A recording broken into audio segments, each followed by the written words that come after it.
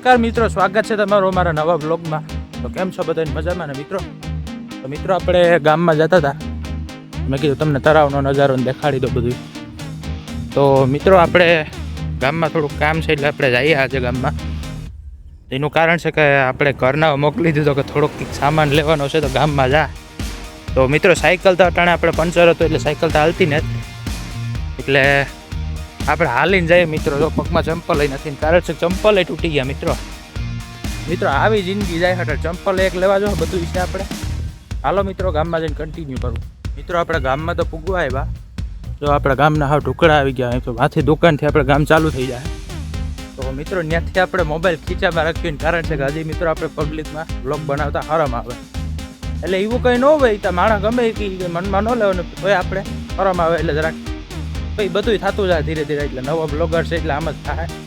એટલે મિત્રો અટાણે મિત્રો ખીચામાં મોબાઈલ રાખીને આપણે બ્લોગ ઉતાર્યું. તો અવાજ તમારે મારો આવ્યો પણ હું ફેસ નહીં દેખાડું, એટલે ખીચામાં મોબાઈલ આવે એટલે તમે એડજસ્ટ કરી લેજો બધું. હાલો મિત્રો આગળ કન્ટિન્યુ કરીએ. તો ફાઇનલી મિત્રો આપણે ગામમાં પૂગી ગયા. હાલો હવે એક દુકાને જવાનું છે, દુકાનેથી સામાન લઈને પછી રિટર્ન થઈએ. હાલો તમે દુકાને લઈ જાઓ, હું કંઈ બોલી નહીં મિત્રો.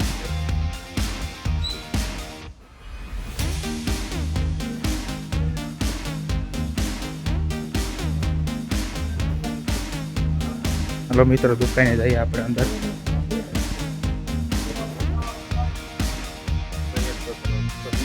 સોયાબીન મળી 10 વાળી.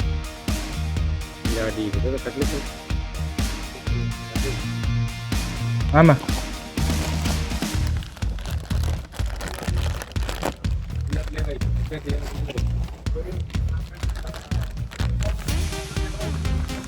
ફાઇનલી મિત્રો લેવાઈ ગયો આપણે.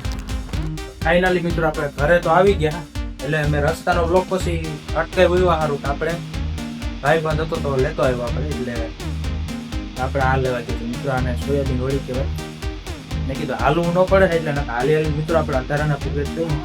કાંઈ વાંધો નહીં મિત્રો, જો તમને અમારો બ્લોગ ગમતો હોય તો અમારી ચેનલને સબસ્ક્રાઈબ કરો, લાઈક કરો, શેર કરો અને કોમેન્ટમાં જય શ્રી રામ જરૂરથી કહેજો મિત્રો.